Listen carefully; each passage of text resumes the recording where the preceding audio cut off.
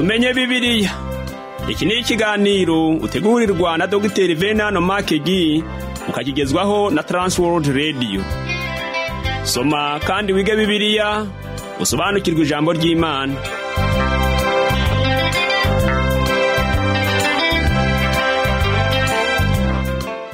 Uraho neza shuti muvandimwe uteze amatwi ikiganiro tumenye Bibiliya. Amahoro y'Imana nabane nawe. Kaze muri iki kiganiro ugezwaho nanjye Parfait Ntamvutsa. Ubushize twaganiriye ku kiguzi Imana mwana yishyuriye itorero. Ibyo tukaba twarabisomye mu Befeso gice cya mbere guhera ku murongo wa 7 kugera ku murongo wa 9. Mu kiganiro cy'uyu munsi turakomeza kuganira kuri uru rwandiko Paulo yandikiye Abefeso. Dusome mu gice cya mbere guhera ku murongo wa 8 kugera ku murongo wa 11, aho bakomeza kutubwira byinshi ku birebana n'ikiguzi Imana mwana yishyuriye itorero. Reka mbanze mere ku mazi gato ubundi ngaruke mu kanya dutangirana ikiganiro cyacu cy'uyu munsi. Imana ikomeze kugirira neza nshuti yanjye.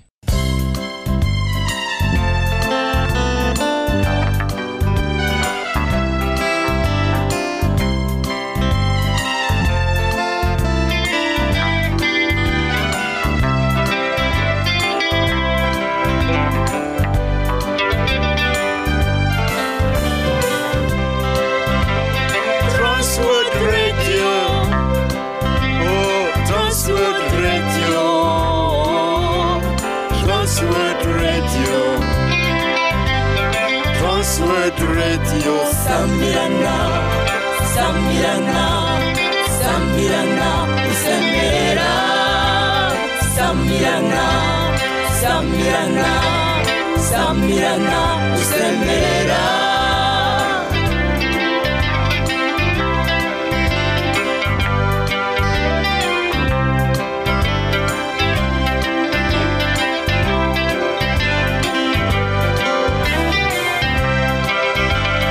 Samirana, Samirana, Samirana, Usemera, Imana ihabwa icyubahiro. Samirana, Samirana, Samirana, Usemera, Imana ihabwa icyubahiro.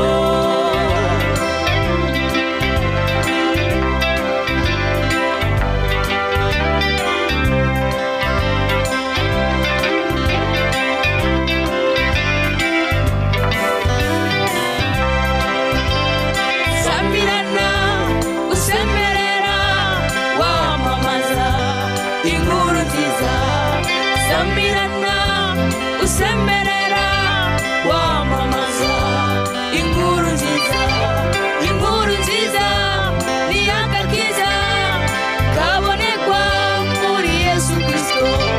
Inkuru nziza ni agakiza kabonekwa muri Yesu Kristo. Samirana, Samirana, Samirana, usemerera.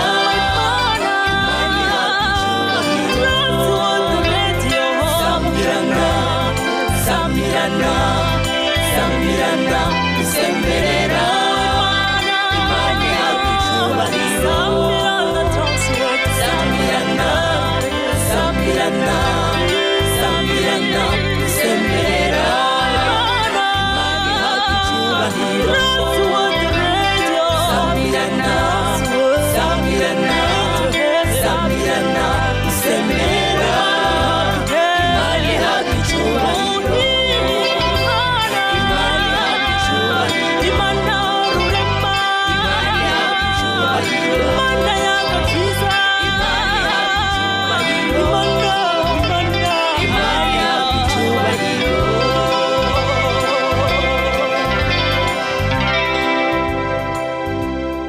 Urakoze kuguma hafi y'inyakiramajwi yawe wiyumvira ikiganiro tumenye Bibiliya. Niba uri hafi ya Bibiliya, yisingire hanyuma dusomere hamwe mu rwandiko Paulo yandikiye Abefeso igice cya mbere duhere ku murongo wa 8 tugere ku murongo wa 9. Bibiliya iravuga ngo ubwo yadushagirijeho bukatubera ubwenge bwose no kumenya, itumenyesheje ubwiru bw'ibyishaka kubw'ineza y'ubushake bwayo ari byo yagambiriye kera. Ngo ubwiru bwo mu byanditswe. Bese ubwiru bisobanura iki? Ntabwo ari inkuru ndende ivugwamo urugomo nka zimwe bita ankete, aho usanga bashaka umuntu wakoze icyaha.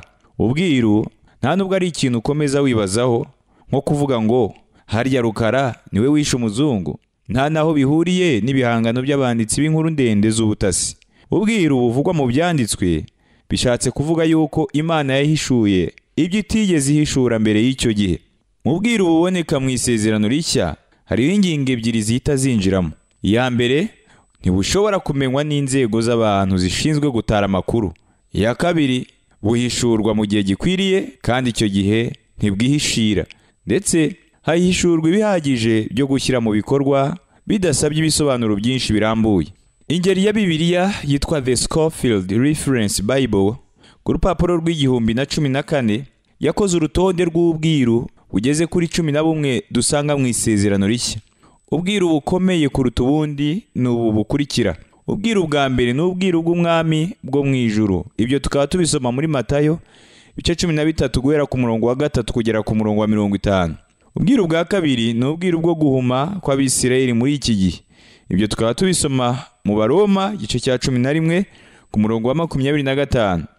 Ubwiru bwa gatatu ni ubwiru bwo guhindurwa kw'abera bazaba bakiriho ku iherezo ry'iki gihe. Ibyo tukaba tubisoma mu Bakorinto ba mbere igice cya 15 guhera ku murongo wa 51 kugera ku wa 52, no mu Batesalonike ba mbere igice cya 4 guhera ku murongo wa 13 kugera ku wa 17. Ubwiru bwa kane ni ubwiru bw'Isezerano Rishya buvuga ku itorero nk'umubiri umwe ugizwe n'ingingo zitandukanye arizo Abayuda n'Abanyamahanga. Ibyo tukaba tubisoma mu Befeso ibice 3 guhera ku murongo wa 1 kugera ku wa 12, mu Baroma ibice 16 ku murongo wa 25, mu Befeso ibice 6 ku murongo wa 19, hamwe no mu Bakolosayi ibice 4 ku murongo wa 3. Ubwiru bwa gatanu ni ubwiru bw'itorero nk'umugeni wa Kristo. Ibyo tukaba tubisoma mu Befeso ibice 5 guhera ku murongo wa 23 kugera ku wa 32.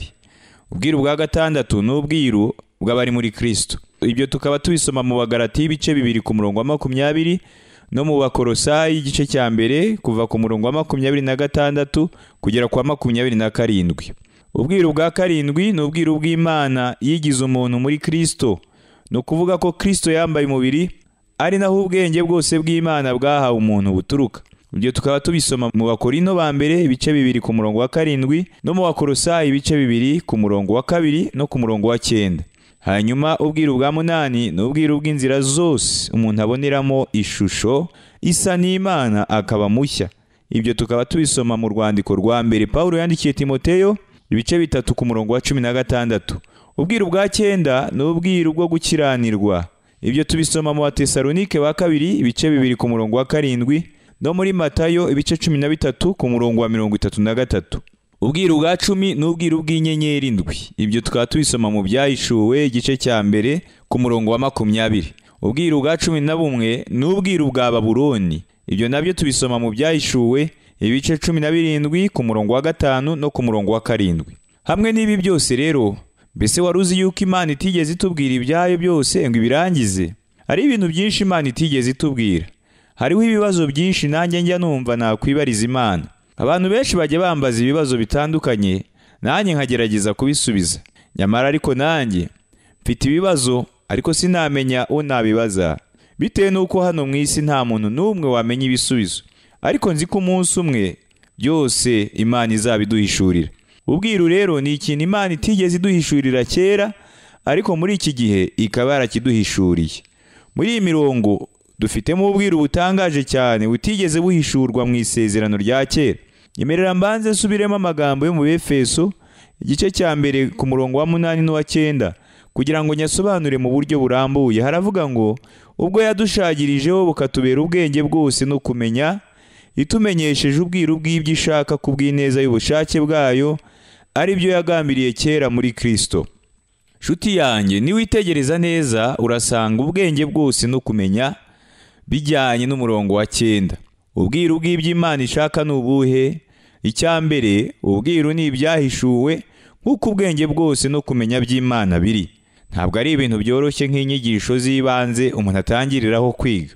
Mu by'ukuri njya nezezwa no kumva ko hariho abishyira hamwe cyangwa abikorera bagerageza gusakaza hose ibyo bakunze kwita ubutumwa bwiza bworoheje. Ndashimira Umwami Imana ko abantu batwandikira bakatubwira neza ko tworoshye ubutumwa bwiza ku buryo bashobora kudusobanukirwa, ku buryo bashobora kubusobanukirwa. Ibyo ndabyishimira bitewe n'uko ibyo ari byo dukwiriye gukora. Dr. Harry Ironside niwe wakundaga kuvuga ngo shyira ibiryo ku musozo w'ameza aho abana bashobora kubishyikira. Hariho ubutumwa bwiza bworoheje, ariko kandi nakubwira yuko hariho uburebure bw'ikijyepfo n'ubwenge bw'Imana tutoroherwa guhita twinjiramo ngo tubusobanukirwe. Rimwe na rimwe ntitugira n'icyo dukuramo. Dukeneye gukoresha ubushishozi bwimbitse cyane kugira ngo tugerageze gusobanukirwa ibikubiye mu ntego zikomeye z'Imana n'umugambi wayo. Imana yifuza yuko tumenya ibi byose bitewe n'uko ububwiru bwamaze guhishurwa.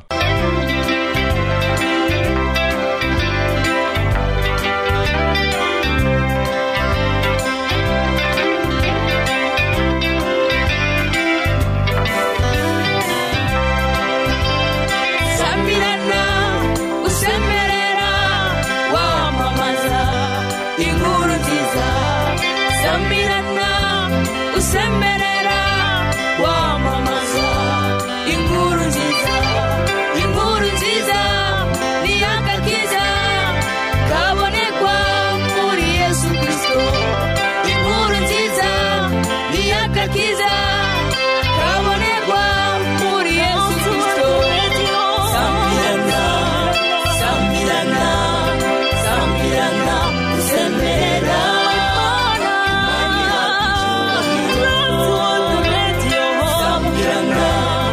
Sambirana, sambirana, usemerera Imana yagucyubahiro. Sambirana, sambirana, sambirana, usemerera Imana yagucyubahiro. Sambirana, sambirana, sambirana, usemerera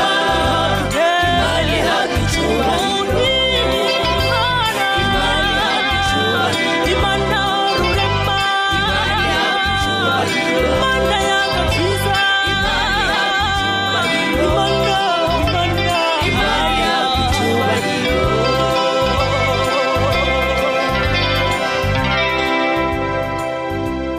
Twasomye nanone ngo kugira ngo ibihe nibisohora bigahabwa ubutware, ibone ko iteraniriza ibintu byose muri Kristo, ari ibiri mu ijuru cyangwa ibiri mu isi.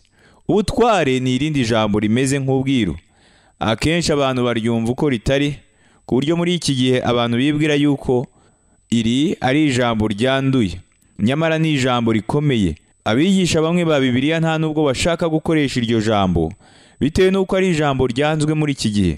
Muri Bibiliya harimo amagambo menshi adakunzwe, amagambo nk'amaraso no gucungurwa hamwe n'umusaraba. Pawulo yavuze yuko umusaraba ari ikigusha, ariko ibyo ntibyatuma dutuza ngo tureke kuwubwiriza. Bibiliya itwigisha iby'ubutware, bityo natwe ntituzigera duceceka kuvuga kuri iyo nsanganyamatsiko. Ahangaha ndashaka kubanza kuvuga yuko ubutware atari ubw'igihe runaka. Ni naho ijambo ubutware butandukaniye n'ijambo igihe. Dukunda kumva ijambo rivuga ngo igihe cy'ubuntu. Iki ni igihe turimo cy'ubuntu. Iki gihe turimo ni igihe cy'ubuntu. Ubutware ni irindi jambo rishobora gusobanurwa mu buryo butandukanye. Rishobora gusobanura ubusonga, gahunda cyangwa se ubuyobozi. Irindi jambo ryasobanura kimwe n'ijambo ubutware n'ubugenzuzi bw'umutungo, n'ububasha cyangwa se imitegekere ihita yigaragaza, n'uburyo bw'imikorere. Nk'urugero, hariho amashuri amwe yigisha abakobwa inyigisho yitwa kugenzura neza ibyo mu rugo. Muri iyo nyigisho abakobwa bahabwa ubumenyi bwerekeranye n'uko bakwiriye kugenza neza ibyo mu rugo byose.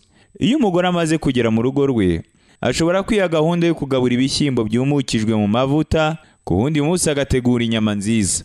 Ashyiraho gahunda y'igaburo, kandi ni nabwo buryo ategura ingengabihe ye. Ku rundi rugo, umubyeyi waho nawe ashobora kwiyemeza kudategura inyama, ahubwo agategura nk'amafi. Nibwo buryo nawe agenza ibyo mu rugo rwe, kandi abifitiye uburenganzira busesuye. Hariho n'uburyo bw'imicungire n'imikoreshereze y'umutungo. Iyi ni inyigisho itangwa cyane mu mashuri makuru. Abantu benshi b'urubyiruko bakunze gukurikira izo nyigisho, bakiga uko bashobora kuyobora guverinoma, no kuyobora igihugu muri rusange. Ubwongereza buyoborwa mu buryo butandukanye n'uko Leta Zunze Ubumwe za Amerika ziyoborwa.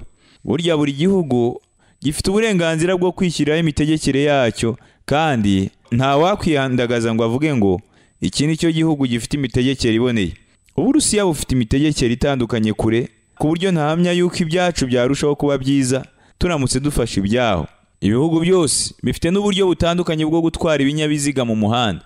Abongereza batwarira ibumoso bw'umuhanda, naho Abanyamerika n'Abafaransa hamwe natwe Abanyarwanda tugatwarira iburyo bw'umuhanda. Dr. Vernon McGee niwe wakundaga gusetsa umushoferi wabo ubwo babaga bagiye nko mu Bwongereza, maze akamubwira ngo dore noneho ndabona imbere haturutse imodoka itari mu mukono wayo. Nuko wa mushoferi we akavuga ngo yego nibyo koko nabibonye, nanjye nagiye mu mukono utari uwanjye. Mu Bwongereza umukono ugenderwamo ni uw'ibumoso. Ibyo rero bishobora guteza urujijo Umunyamerika cyangwa Umunyarwanda uhageze bwa mbere atarahamenyera. Ubutware ushobora kugendana n'igihe runaka, ariko mu by'ukuri busobanura uburyo Imana itwaramo ibintu mu gihe cyihariye, n'uburyo Imana ikoramo ibintu. Ibi bigaragara cyane mu gihe cya Adamu, kuko icyo gihe Imana yari ifite uburyo yakoragamo ibintu binyuranye n'uko ibikora muri iki gihe cyacu. Ndibwira yuko n'ingobyi ya Edeni itandukanye kure n'isi ya none, kandi Imana yakoranaga na Adamu mu buryo bunyuranye n'ubwo ikorana natwe. Ubwo abantu bageraga muri California y'Amajyepfo bwa mbere, bibwiraga yuko bageze mu ngobyi ya Edeni. Uko niko benshi bibwiraga bakihagera bwa mbere. Ariko ubu hageze wasanga huzuye imyotsi yangiza ikirere n'abantu banyuranamo nk'uruvunganzoka.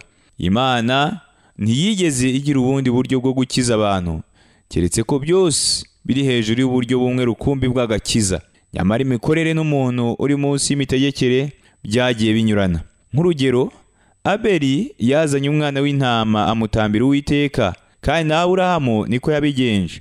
Abatambyi bo mu isezerano rya kera batambiraga Uwiteka abana b'intama. Imana yari yarababwiye yuko uko nguko ariko bakwiriye kubigenza. Ariko ndibwira ntashidikanya yuko nta mwana w'intama wazanye mu rusengero ku cyumweru cyashize. Ubwo si bwo buryo Imana itubwira bwo kuyegera muri iki gihe.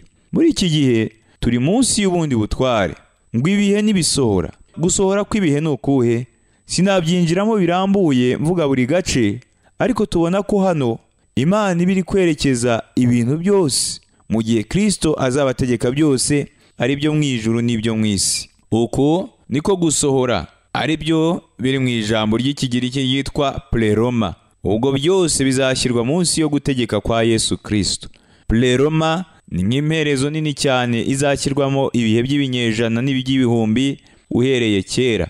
Ibya kera, ibyo muri iki gihe n'ibyo mu gihe kizaza byose biragenda bisatira igihe. Ubwo amavi yose azapfukama n'indimi zose zikatura yuko Yesu ari umwami. Ubu nibwo bwiru twahishuriwe. Twasomye kandi ngo kugira ngo ibihe nibisohora ibone uko iteraniriza ibintu byose muri Kristo, ari ibiri mu ijuru cyangwa ibiri mu isi. Twigishijwe ko Imana yahaye Kristo gutwara ibintu byose kubishyira munsi y'ibirenge bye. Ubwo Imana yamuhaye gutwara ibintu byose, ntacyo yasize itakimuhayeho urutabe. Nyamara kugeza ubu ntiturabona ibintu byose bitwarwa nawe. Aya magambo tuyasoma mu Baheburayo ibice 2 ku murongo wa 8. Aya magambo asobanura neza ko icyo gihe kitaragera. Muri iki gihe turi munsi y'ubundi butware, turi munsi y'indi mikorere itandukanye. Ariko Imana yaduhishuriye yuko ibi byose bizarangira. Ibyo ntibyigeze bihishurwa mu bihe byashize.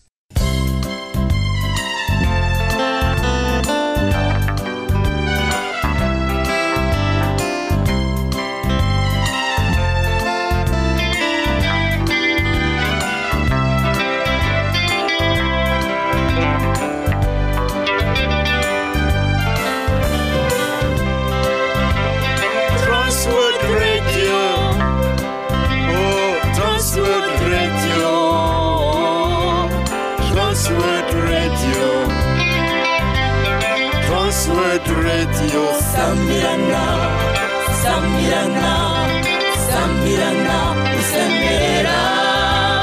Samirana, Samirana, Samirana, Usemera.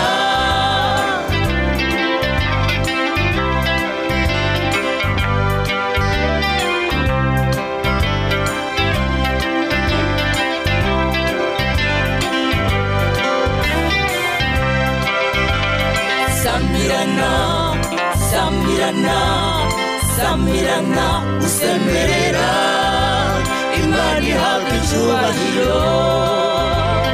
Samirana, samirana, samirana, usemerera Imana ihabwa icyubahiro.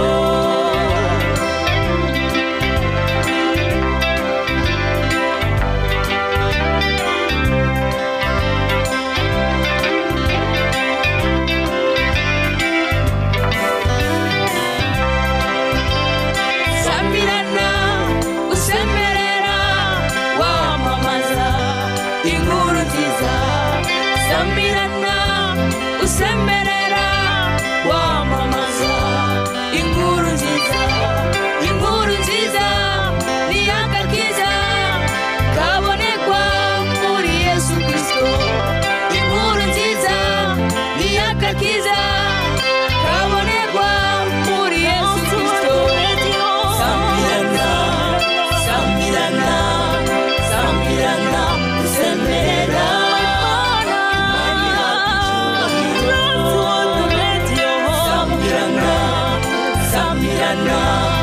Samirana, usemerera Imana ihabwa icyubahiro. Samirana, samirana, samirana, usemerera Imana ihabwa icyubahiro.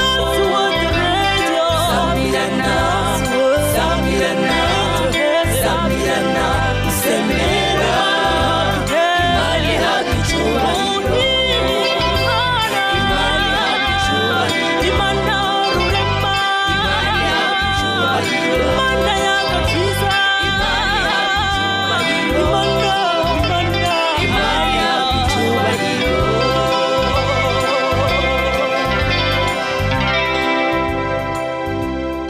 Muri iki gihe ijuru n'isi ntibihuza ngo bivuge rumwe. Dufite umurongo wacu wihariye turi gukoreramo. Inaha dufite indirimbo ziririmbwa mu njyana ya rock, mu gihe urutare rumwe rukumbi ari rwo umwami Yesu Kristo. Kristo niwe rutare. Kristo niwe buye ry'igiciro ryabaye urufatiro itorero ryubatseho muri iki gihe. Kandi hazabaho umunsi ubwo ijuru n'isi bizahuza ibintu byose bigateranyirizwa hamwe imbere ya Kristo. Noneho tugeze ku murunga wa gatatu w'umurimo w'Imana mwana yakoze ku bw'itorero. Kristo yaratugororeye aduha umurage. Turasoma mu Befeso igice cya mbere ku murongo wa 11. Bibiliya iravuga ngo kubw'uwo natwe twarazwe umurage, tubitoranyirijwe kera nk'uko Imana yabigambiriye, ikora byose nk'uko ibishaka mu mutima wayo. Aha naho tuhasanga n'amagambo meza cyane y'ukuri. Yaduhaye umurage, yatugororeye ku byo tutigeze dukora. Iyi niyo ntego nkuru ibumbiye mu byose. Yerekana ko abizera bagomba kuzahabwa umugabane mu murage wa Kristo. Abizera bagiye kuzaraganwa na Kristo bitewe n'uko bari muri Kristo. Pawulo yaravuze ngo kandi ubwo turi abana bayo turi n'abaragwa ndetse turi abaragwa b'Imana. Turabaraganwa na Kristo niba tubabarana nawe ngo duhanwe ubwiza nawe. Aya magambo yanditse mu Baroma ibice 8 ku murongo wa 17. Iyo dusomye mu Bakorinto ba mbere ibice 3 guhera ku murongo wa 21 kugera kwa 23, dusanga havuga ngo nuko ntihakagira umuntu wirata abantu, kuko byose ari ibyanyu, naho yaba Paulo cyangwa Apollo cyangwa Kefa cyangwa isi cyangwa ubugingo cyangwa urupfu cyangwa ibiriho cyangwa ibizaba, byose ni ibyanyu, namwe muri aba Kristo. Kristo nawe ni uw'Imana. Mu by'ukuri numva ntasobanukiwe neza iby'aya magambo meza y'igiciro Imana iri itubwira, ariko kandi ni amagambo anterura aho nicaye ku ntebe akanzamura iyo hejuru mu bicu. Byose ni ibyanjye. Kristo ni uwanjye, Paulo nawe ni uwanjye, ndetse n'urupfu ngo narwo ni urwanjye. Byose ni ibyanjye, ni ibyanjye kubera yuko yabimpaye. Kristo ni uwanjye, Imana ni iyanjye. Mbega inkuru nziza kuri twebwe. Numva nahera ahangaha mvuga n'ijwi rirenga, bitewe n'uko ibi bintu twize uyu munsi bihebuje cyane. Imana yabigambiriye kera irabikomeza. Ibi ni bijyanye n'abakijijwe. Wibuke neza yuko Imana itigeze igambirira kera ko hari umuntu n'umwe wazimira. Yagambiriye kera yuko tuzahabwa umurage. Iyo Imana itaza kugambirira kera kuma uwo murage, ntawe nari kuzabona, kuko mu by'ukuri sinari nkwiriye uyu murage, ahubwo uwo murage ni ingororano iturutse ku buntu bwayo, atari uko jyewe mbikwiye. Uko niko Imana yabishatse, kandi uko niko bigomba kuzagenda. Ni byiza kandi biratunganye, ndetse nta cyiza nkabyo. Bitewe n'iki? Bitewe n'uko guhabwa umurage w'ijuru ariyo ntego y'Imana. Nta bundi buryo burenze ubwo ushobora guhabwa uwo murage. Noneho dore ibintu bitatu byiza cyane Kristo yadukoreye. Yaducunguje amaraso ye, yaduhishuriye ubwiru bw'ibyo yashatse, kandi atugororera guhabwa umurage. Mbega ukuntu bihebuje! Sinzi uko nabivuga. Kristo yishyuriye itorero, none nanjye nduwe bitewe n'uko yishyuye agatanga ikiguzi. Sinabura kuvuga yuko itorero rigira akamaro kenshi muri Kristo, ariko imigambi y'abantu hano ku isi nta mumaro igira. Twebwe twibwira yuko iwufite. Muri iki gihe abantu bagendana igishushanyo mbonera cy'isi yose, nyamara kandi nta nubwo mu myaka 100 iri imbere abantu bazaba bakiriho, kuko ab'iki gihe bose bazaba baratambutse. Ariko imigambi ikomeye y'Imana izagerwaho mu bihe by'iteka ryose. Mana ushimwe kubwira ijambo tugaburiye uyu munsi. Nshuti yanjye, ndiyo soza ndagira nkubwire, Kristo yaraducunguye, atumenyesha ubwiru bw'Imana, ndetse atugororera guhabwa umurage. Reka rero nkwifurize gukomeza kugirana ubusabane na Kristo, kugira ngo ubashe guhishurirwa ubwo bwiru bw'Imana. Uko Imana ntishobora guhishura ubwo bwiru itabikoreye abana bayo. Ijambo ryayo riravuga ngo, kandi abamwizeye bose bakizera izina rye, yabahaye ububasha n'ubushobozi bwo kwitwa abana b'Imana. Kugira ngo uhishurirwe ubwiru bw'Imana, nuko winjira mu muryango w'Imana ugahinduka umwana wayo, nayo ikagusangiza kuri ubwo bwiru ifitiye abazayizera bose n'abamaze kuyizera. Reka dusenge. Mwami Yesu ushimwe, kuko uwakwizeye wese ahishurirwa ubwiru bw'Imana. Ndasengera uyu muvandimwe wanteze amatwi ngo niba atarakizwa yinjire mu isezerano ry'amaraso yawe, kuko ariho honyine ashobora kumenyera imigambi y'Imana ku buzima bwe, akamenya icyo Imana imutekerezaho n'ikimwifuzaho. Ni mu izina ry'Umwami wacu Yesu Kristo, amen. Shuti, wakoze gutega amatwi ikiganiro cy'uyu munsi. Reka nkurarikire kuzabana nanjye ubutaha, ubwo nzagaruka tuzaganira mu Befeso igice cya mbere wera ku murongo wa 12 kugera ku murongo wa 14. Dukomeze kurebera hamwe ikiguzi Imana mwana yishyuriye itorero, turebe nuko Imana mwuka wera irindi itorero, turebe ndetse n'isengesho Paulo yasabiye Abefeso ryo kumenya no guhabwa imbaraga. Ngaho ubuntu bw'Umwami wacu Yesu Kristo n'urukundo rw'Imana no kubana n'umwuka wera bibane nawe.